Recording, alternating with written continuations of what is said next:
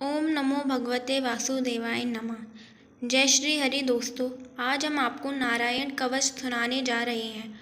नारायण कवच को श्रीमद् भागवत पुराण से लिया गया है और श्रीमद् भागवत पुराण में राजा परीक्षित ने इस नारायण कवच के बारे में श्री सुखदेव जी से भी पूछा।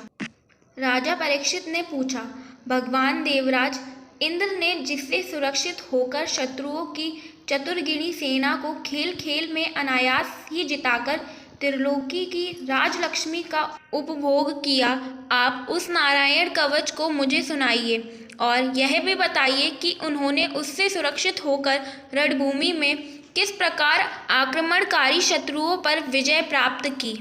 श्री सुखदेव जी ने कहा, नारायण कवच का जो प्रतिदिन पाठ करता है वह शत्रुओं से नहीं हारता और ना ही उसे कोई भय होता है। सारे अमंगलों का नाश होता है और भय का अवसर उपस्थित होने पर नारायण कवच धारण करके शरीर की रक्षा कर लेनी चाहिए।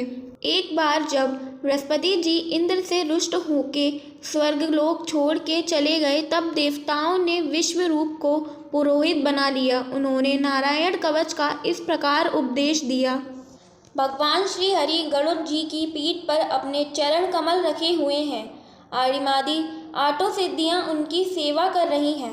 8 हाथों में शंख, ताल, चक्र, तलवार, गदा, बाण, धनुष और पाश ये सब आयुध धारण किए हुए हैं।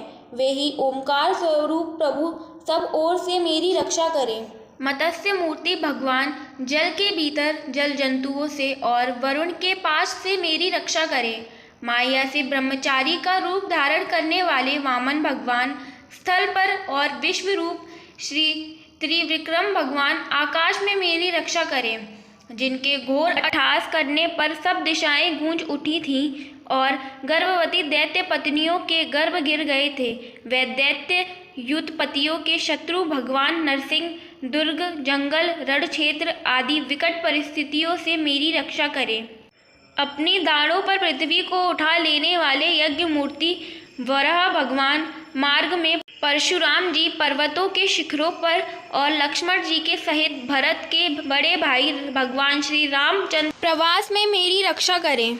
भगवान नारायण मारण मोहन आदि भयंकर अभिचारों अर्थात तांत्रिक कर्मों और सब प्रकार के प्रमादों से मेरी रक्षा करें। ऋषि श्रेष्ठ नर गर्भ से योगेश्वर भगवान दत्तात्रेय योग के विघ्नों से और त्रिगुण अधिपति कपिल भगवान कर्म बंधनों से मेरी रक्षा करें। परम ऋषि संत कुमार कामदेव से है ग्रीव भगवान मार्ग में चलते समय देव मूर्तियों को नमस्कार आदि ना करने के अपराध से, देवश्री नारद सेवा अपराधों से और भगवान कश्यप सब प्रकार की नरक यातनाओं से मेरी रक्षा करें। भगवान धन्वंतरी कुपत से जितेंद्रिय भगवान ऋषभ देव सुख दुख आदि भयभीत करने वाले द्वंद्वों से, यज्ञ भगवान लोकापवाद से बलराम जी मनुष्यकृत और सांसारिक कष्टों से और श्री शेष जी क्रोधवश नामक सर्पों के गण से मेरी रक्षा करें। भगवान श्री कृष्ण देवाप्यान व्यास जी अज्ञान से तथा बुद्धिदेव पाखंडियों से और प्रमाद से मेरी रक्षा करें। धर्म रक्षा के लिए महान अवतार धारण करने वाले भगवान कल की पाप बहु कलिकाल के दोषों से मेरी रक्षा करें। प्रातः काल भगवान केशव अपनी गदा लेकर कुछ दिन चढ़ जाने पर सूर्योदय के समय भगवान गोविंद अपनी बांसुरी लेकर, दोपहर के पहले भगवान नारायण अपनी तीक्ष्ण शक्ति लेकर और मध्याह्न को विष्णु भगवान चक्रराज सुदर्शन लेकर मेरी रक्षा करें। तृतीय पहर में भगवान मधुसूदन अपना प्रचंड धनुष लेकर मेरी रक्षा करें। सायंकाल में ब्रह्मा आदि त्रिमूर्तिधारी माधव, सूर्यास्त के बाद ऋषिकेश, अर्धरात्रि के पूर्व तथा अर्धरात्रि के समय अकेले पद्मनाभ भगवान मेरी रक्षा करें। रात्रि के पिछले पहर में श्रीवात्सव श्री हरि, उषा काल में खड्गधारी भगवान जनार्दन, सूर्योदय से पूर्व श्री दामोदर और संपूर्ण संध्याओं में काल मूर्ति भगवान विश्वेश्वर मेरी रक्षा करें। हे सुदर्शन, आपका आकार चक्र की तरह है। आपके किनारे का भाग प्रलयकालीन अग्नि के समान अत्यंत तीव्र है। आप भगवान की प्रेरणा से सब ओर घूमते रहते हैं। जैसे आग वायु की सहायता से सूखे घास फूस को जला डालती है, वैसे ही आप हमारी शत्रु सेना को शीघ्र से शीघ्र जला दीजिए। हे कौमुदी गदा, आपसे छूटने वाली चिन्हगारियों का स्पर्श वज्र के समान असह्य है। आप भगवान अजित के प्रिय हैं और मैं उनका सेवक हूँ, इसलिए आप कुष्मांड, विनायक, यक्ष, राक्षस, भूत और प्रेत आदि ग्रहों को अभी कुचल डालिए तथा मेरे शत्रुओं को चूर चूर कर दीजिए। हे शंख श्रेष्ठ, आप भगवान श्री कृष्ण के फूंकने से भयंकर शब्द करके मेरे शत्रुओं का दिल दहला दीजिए एवं यातुधान, प्रमथ, प्रेत, मातृका, पिशाच तथा ब्रह्म राक्षस आदि भयावनी प्राणियों को यहाँ से झटपट भगा दीजिए। हे भगवान की श्रेष्ठ तलवार, आपकी धार बहुत तीक्ष्ण है। आप भगवान की प्रेरणा से मेरे शत्रुओं को छिन्न भिन्न कर दीजिए। भगवान की प्यारी डाल, आप मेरे सैकड़ों चंद्रकार मंडल हैं। आप पाप दृष्टि पापात्मा शत्रुओं की आंखें बंद कर दीजिए और उन्हें सदा के लिए अंधा बना दीजिए। सूर्य आदि ग्रह, धूमकेतु आदि केतु, दुष्ट मनुष्य, सर्पादि रेंगने वाले जंतु, दाढ़ों वाले हिंसक पशु, भूत प्रेत आदि तथा पापी प्राणियों से हमें जो भय हो और जो हमारे मंगल के विरोधी हो, वे सभी भगवान के नाम, रूप तथा आयुधों का कीर्तन करने से तत्काल नष्ट हो जाएं।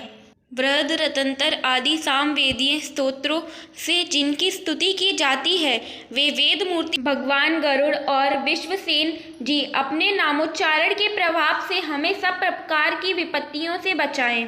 श्री हरि के नाम, रूप, वाहन, आयुध और श्रेष्ठ प्रसाद हमारी बुद्धि, इंद्रियां, मन और प्राणों को सब प्रकार की आपत्तियों से बचाएं। जितना भी कार्य अथवा कारण रूप जगत हैं, वे वास्तव में भगवान ही हैं। इस सत्य के प्रभाव से हमारे सारे उपद्रव नष्ट हो जाएं। जो लोग ब्रह्म और आत्मा की एकता का अनुभव कर चुके हैं, उनकी दृष्टि में भगवान का स्वरूप समस्त विकल्पों भेदों से रहित है। फिर भी वे अपनी माया शक्ति के द्वारा भूषण, आयुध और रूप नामक शक्तियों को धारण करते हैं। यह बात निश्चित रूप से सत्य है। इस कारण सर्वज्ञ सर्वव्यापक भगवान श्री हरि सदा सर्वत्र सब स्वरूपों से हमारी रक्षा करें। जो अपने भयंकर अट्टहास से सब लोगों के भय को भगा देते हैं और अपने तेज के सबका तेज ग्रस लेते हैं, वे भगवान नरसिंह दिशा विदिशा में नीचे ऊपर बाहर भीतर सब ओर हमारी रक्षा करें। हे देवराज इंद्र, मैंने तुम्हें यह नारायण कवच सुना दिया। जब विश्वरूप ने इंद्र को संपूर्ण नारायण कवच सुना दिया, तब कवच के महत्व को बताते हुए श्री विश्वदेव इंद्र से कहते हैं, इंद्र, तुम इस कवच से अपने को सुरक्षित कर लो, बस फिर तुम अनायास ही सब दैत्यों को जीत लोगे। इस नारायण कवच को धारण करने वाला पुरुष जिसको भी अपने नेत्रों से देख लेता है अथवा पैरों से छू देता है, वह तत्काल समस्त भयों से मुक्त हो जाता है। जो इस वैष्णवी विद्या को धारण कर लेता है, उसे राजा, डाकू, प्रेत, पिशाच आदि और बाघ आदि हिंसक जीवों से किसी प्रकार का भय नहीं होता। देवराज, प्राचीन काल की बात है, एक कौशिक गोत्री ब्राह्मण ने इस प्रकार विद्या को धारण करके योग धारण से अपना शरीर मरुभूमि में त्याग दिया। जहाँ उस ब्राह्मण का शरीर पड़ा था, उसके ऊपर से एक दिन गंधर्व राज चित्ररथ अपनी स्त्रियों के साथ विमान पर बैठकर निकले।